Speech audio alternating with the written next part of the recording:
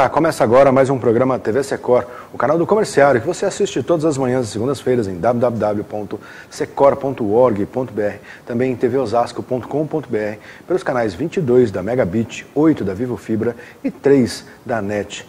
Março especial das mulheres no TV Secor. E para falar um pouquinho sobre esse assunto, nós temos aqui duas companheiras de luta aí da nossa Central Única dos Trabalhadores. A secretária de Combate ao Racismo da CUT São Paulo, a Rosana Aparecida da Silva. Bom dia, Rosana, tudo bem?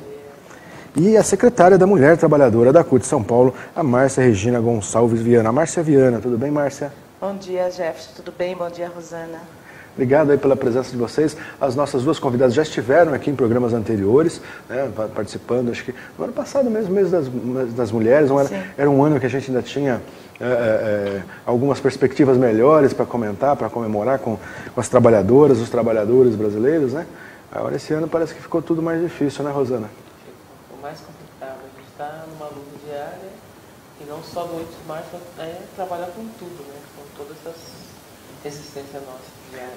Para a gente lembrar aqui um pouquinho para os nossos trabalhadores, para os trabalhadores que estão nos assistindo, e que a Rosana falasse um pouquinho da trajetória. Que categoria que você é vinculada, Rosana? Eu sou vinculada à educação. Eu sou agente de organização escolar, que é o antigo inspetor de aluno, então a minha base é a educação.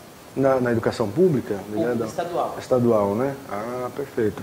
E a Márcia, qual é a sua categoria de origem? A minha categoria é o ramo vestuário, sou de confecção. É um ramo predominantemente de mulheres, né?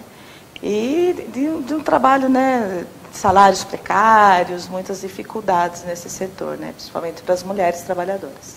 Agora, a predominância das mulheres também na educação, né, Rosana? São duas categorias assim, que têm expressiva participação feminina. Aliás, agora essa coisa de expressiva participação feminina, as mulheres estão em todas as categorias, né? Estão buscando seu espaço, se colocando nesse espaço de forma muito mais intensa na última década, né, Márcia?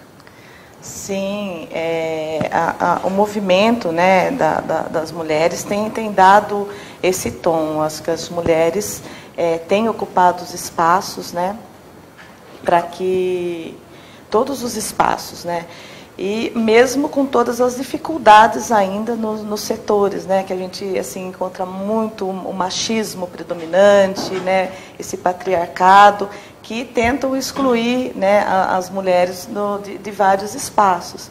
Mas a gente tem avançado, né, diante de uma luta mesmo muito intensa. São mais de 100 milhões de mulheres aí no Brasil, equivalente a 51,4% de toda a população brasileira. E, no entanto, a participação feminina no mercado de trabalho, a participação feminina em postos de comando, ainda é muito aquém disso, né? O que acontece com a nossa sociedade, Rosana? Acho que a nossa sociedade ainda é muito machista, né? Muito machista, muito racista. Quando você fala da questão das mulheres, 51%, a grande maioria são mulheres negras. E nesse mercado de trabalho, nos cargos de chefia, você tem 1,5% dessas mulheres trabalhando no cargo de chefia. Então você tem uma grande invisibilidade das mulheres negras nesse mercado de trabalho. A gente tem ainda que conquistar o espaço das mulheres como um todo, mas as mulheres negras ainda estão abaixo dessa pirâmide de desigualdades no local de trabalho. Mas quais são as principais dificuldades das mulheres no local de trabalho? Assim, além da deficiência, na diferença salarial, que ainda, ano após ano, nós temos aí o DIEESE, que é um parceiro importante do movimento sindical, no Departamento de Estudos e Estatísticas Socioeconômicas, mostrando que os salários são muito inferiores, né? Mas há outras dificuldades que as mulheres, que essa maioria de mulheres da população, quando entra no mercado de trabalho, enfrenta e tem que superar. O que você destaca atualmente? Eu acho que assim, é um conjunto, né, de coisas em relação a quando a mulher ela vai para o mercado de trabalho, geralmente os postos, né, mais precários, elas estão não estão nos maiores, né, cargos, e elas vão mesmo, pode ver, a maioria das mulheres elas estão na área de serviço, né, de assistência, mesmo em profissões, né, como em altas profissões, como vamos colocar aí, como um médico, as mulheres, as médicas, elas estão num setor que não tanto elevado como os homens, né, que são lá os grandes especialistas, cardiologistas, em áreas mais... Coordenadores de equipe, né? Exatamente. De programa. E aí se dá também a discriminação, né? As mulheres, na sua maioria, elas acabam tendo que ir para o mercado de trabalho, ocupando esses espaços, geralmente em períodos parcial, né? Porque tem a questão com a discriminação, que ela é que tem que cuidar da família, dos filhos. Então, tem essa questão também que, na vida laboral, ela acaba abrindo mão, né, de ingressar, né, nesses, né, galgar novos espaços, até por essa discriminação, né? A questão da dupla jornada de trabalho, tripla jornada de trabalho, muitas vezes. Quer dizer, assim, apesar de algumas exceções, porque a grande mídia tenta passar uma série, todo mês de março traz uma série de matérias falando que os homens já estão ajudando em casa, os homens estão ficando em casa, mas isso ainda são as exceções, não é isso, Rosana? Ele é muito pouca gente. São as exceções. Acho que assim, a gente avança na questão do cuidar da casa, dos pais ainda assumirem mais os filhos, mas ainda temos muito o que fazer. Porque assim, quando a mulher sai para trabalhar, ela não tem uma estrutura. Você não tem creche para deixar essas crianças, você não tem uma escola de período integral de qualidade para as crianças ficarem nessa escola. Quer dizer, você tem férias para as crianças em julho, janeiro, dezembro. E com quem ficam essas crianças? A trabalhadora não tem férias, em julho, né? Não tem em julho, não tem recesso em dezembro. Então, assim, tem tantas coisas que a gente precisa mudar nesse sistema para as mulheres poderem estar, de fato, ir com tudo nesse mercado de trabalho. Então, a gente ainda assim tem muitas dificuldades. E as empresas não pegam mulheres até uma certa idade porque ela vai ter filho, porque ela vai engravidar, se ela vai casar, se ela é solteira. Então, tem ainda um preconceito muito grande com essas mulheres. Apesar de elas terem mais escolaridade, mais formação, ainda assim elas são discriminadas no mercado de trabalho e ganham menos, né? É isso. Agora, um dos avanços importantes que a gente sempre comemora aqui no TV Secor foi a Lei Maria da Penha e uma série de ações aí contra a violência. Aliás, a esse respeito, né, tem uma exposição, A Gente Tem Sim que Meter a Colher em Briga de Marido e Mulher, que é uma iniciativa do mandato da deputada estadual Beth Sarrão, do PT, né, com apoio do Coletivo de Mulheres de São Paulo, que está acontecendo na Assembleia Legislativa de São Paulo.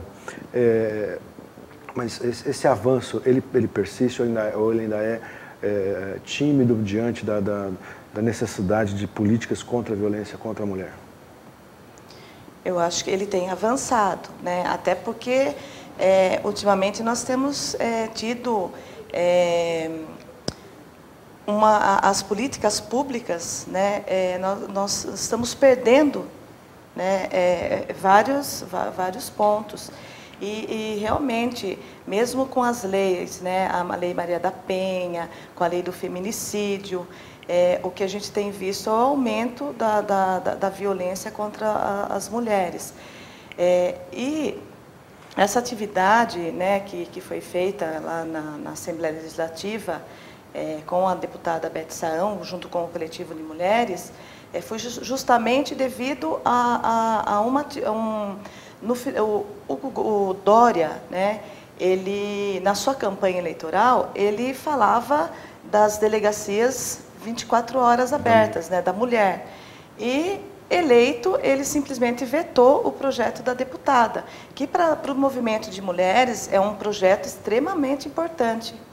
E nós fizemos essa atividade, nós estamos, né, cobrando, porque assim, as delegacias é onde a gente vai ter um aporte na questão da denúncia, para que a gente possa, principalmente os índices maiores de violência contra mulheres são as noites e finais de semana, onde as delegacias das mulheres estão fechadas. Né? Faz sentido, faz o menor sentido, né?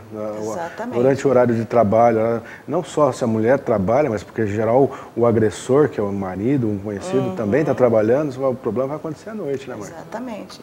E aí, assim, as políticas para as mulheres, quando Dória, seu período pequeno enquanto prefeito, ele extinguiu, né, a Secretaria de Políticas das Mulheres e a Secretaria de Igualdade Racial.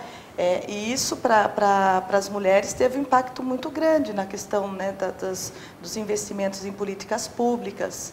Então, a nossa luta, né, na questão contra a violência, ela continua, e a gente vem né, só no primeiro mês de janeiro aí, quantos casos de feminicídio, né, foram divulgados.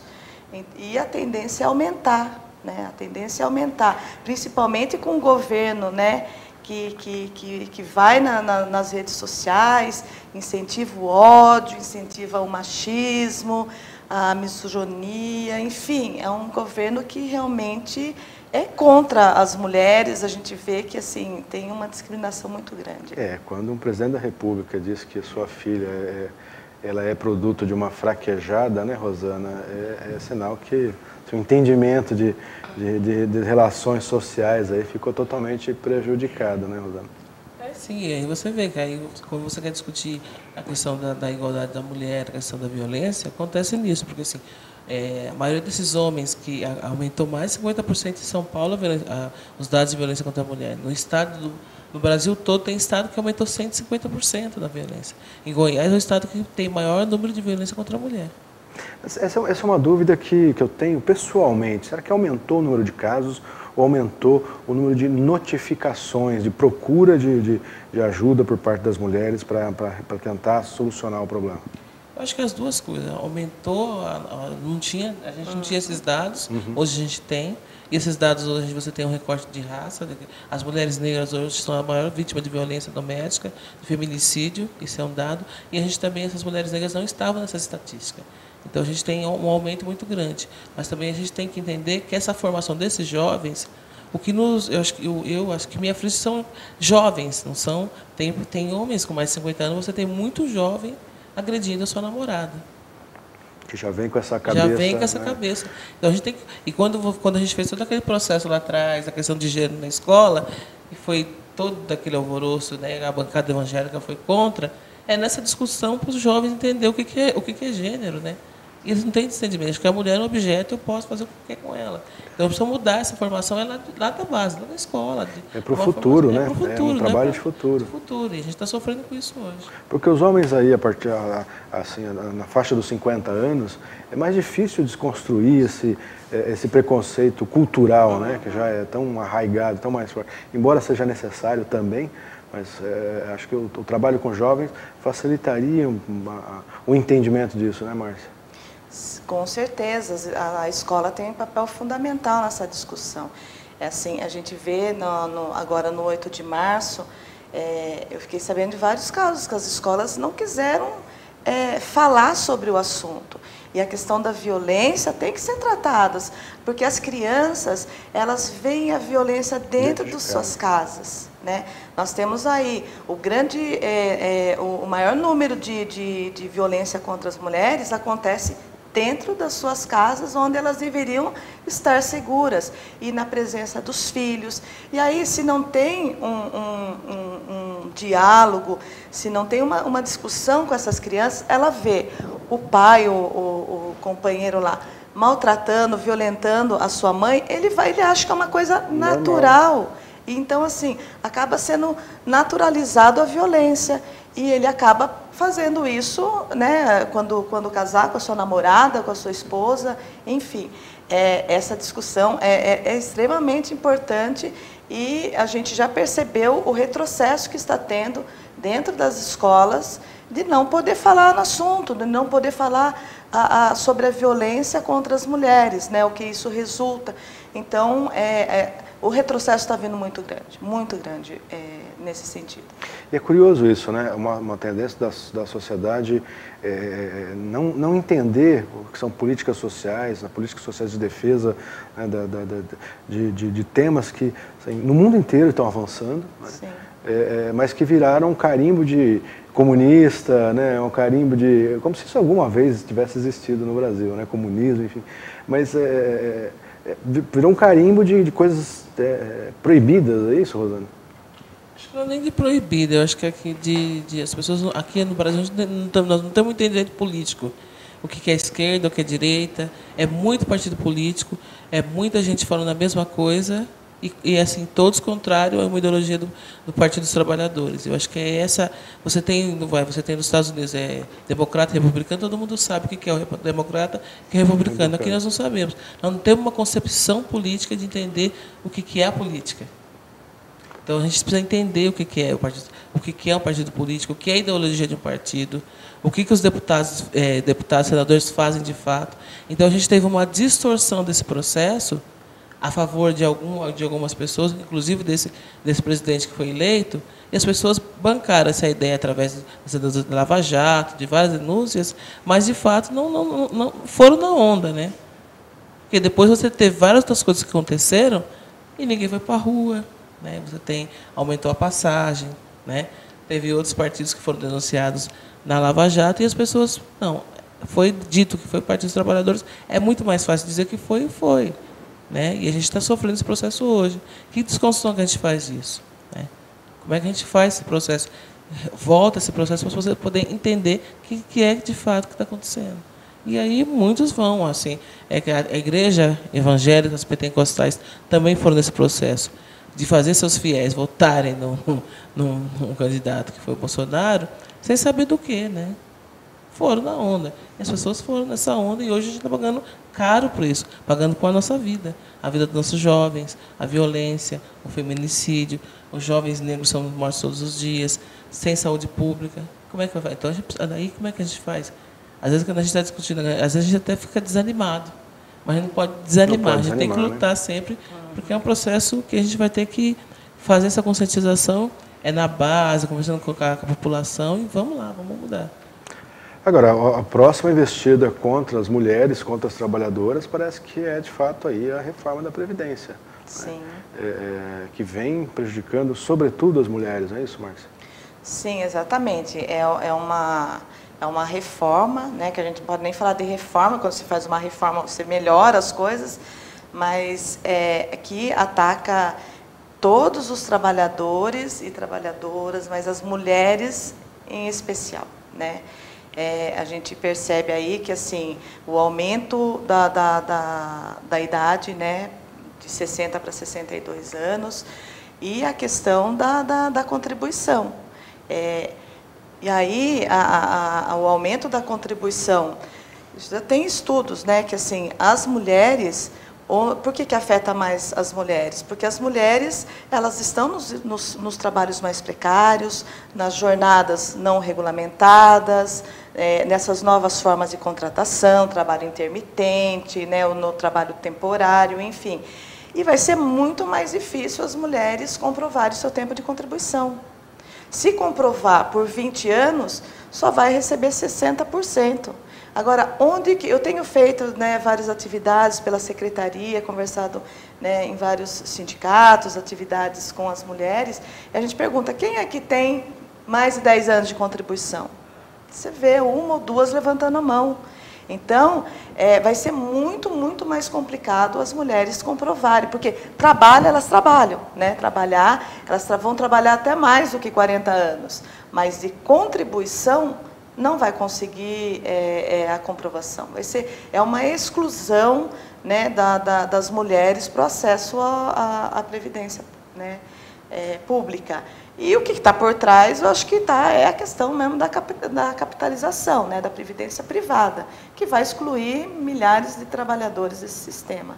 E que não pega só a questão da previdência, a aposentadoria, né? Tem assistência social, a questão do salário maternidade. Uma série de outras. Uma série de outros, né? Né? Acidente de trabalho, enfim.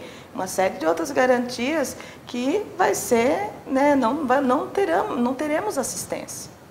Então, é muito preocupante essa reforma, é um debate onde a CUT, né, tem feito todo um debate, a gente está em grande mobilização, porque a gente precisa barrar essa reforma, como a gente já conseguiu, né, antes. Sim. Mas precisamos, só que essa reforma, do que era apresentado antes pelo Michel Temer, ela é muito pior e muito mais excludente.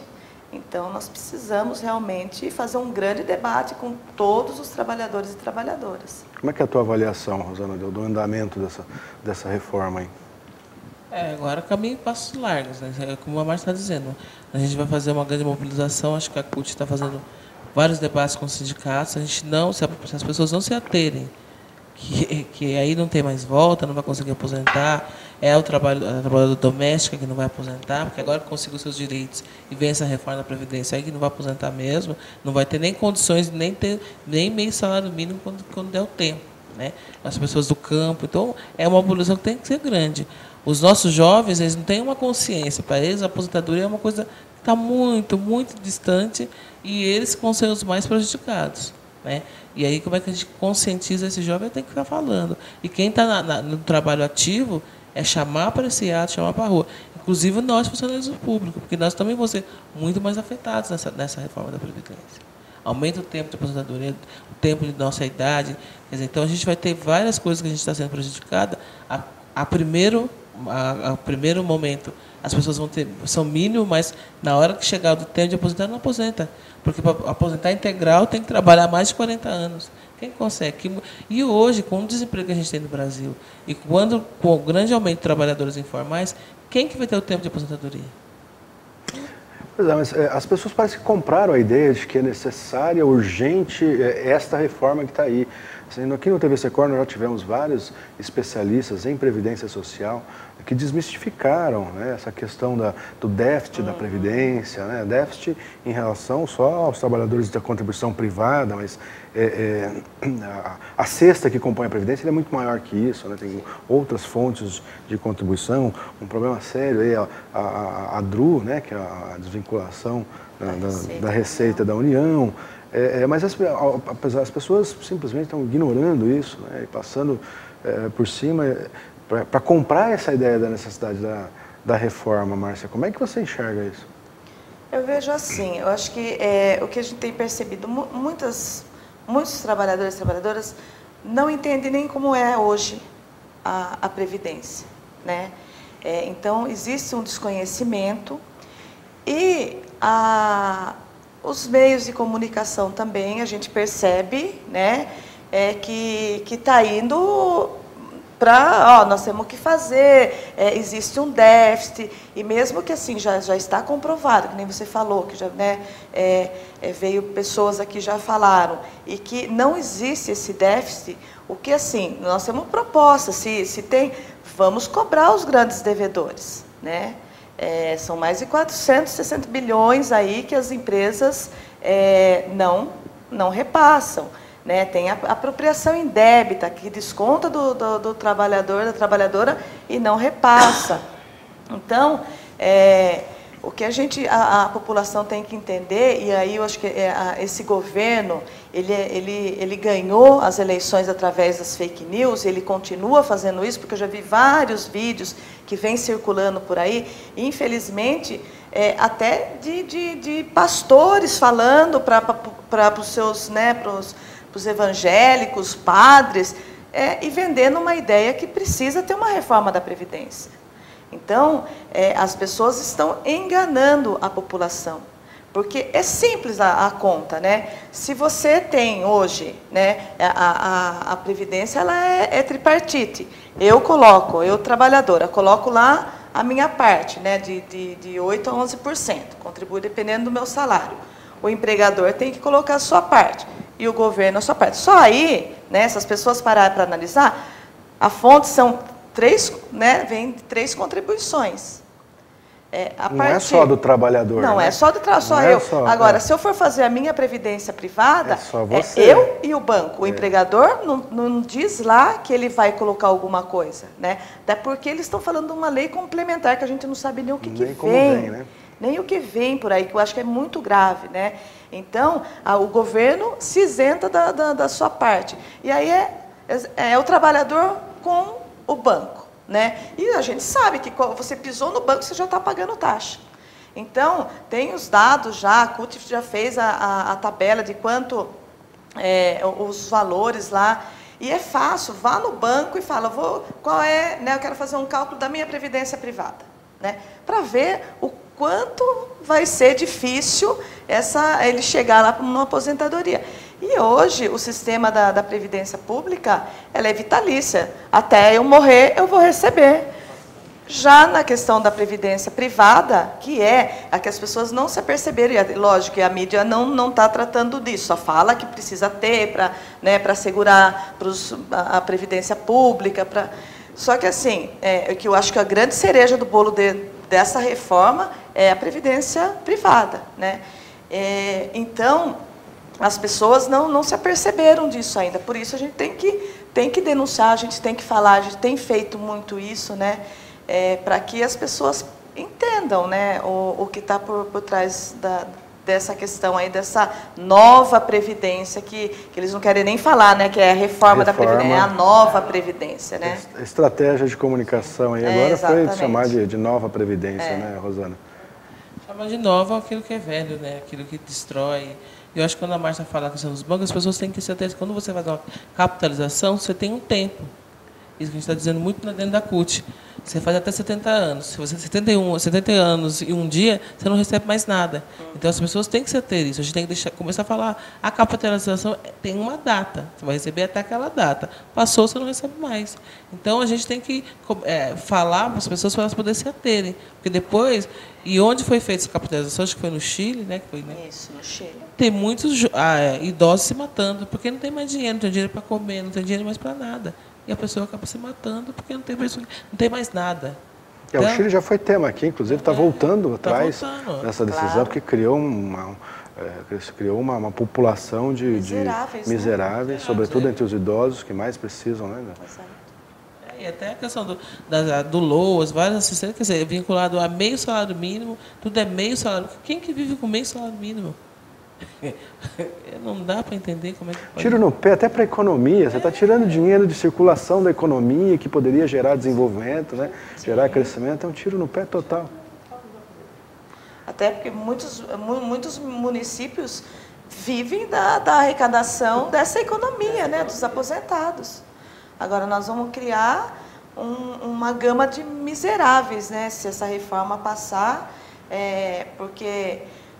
Você cortar lá, né, para R$400, né, como a Rosana colocou, como é que uma pessoa pode viver com R$400? Num período que ela deveria, né, na sua idade avançada, que ela poderia, né, descansar, ter uma qualidade de vida melhor, vai passar a acontecer como aconteceu no Chile, em outros lugares aí, que as pessoas, né, não tem condição mínima de viver. Bom, gente, o nosso papo está muito bom. Márcia, Rosana, muito obrigado pela participação de vocês, mas infelizmente o TVC Cor está ficando por aqui. Eu aguardo você na próxima semana. Até lá!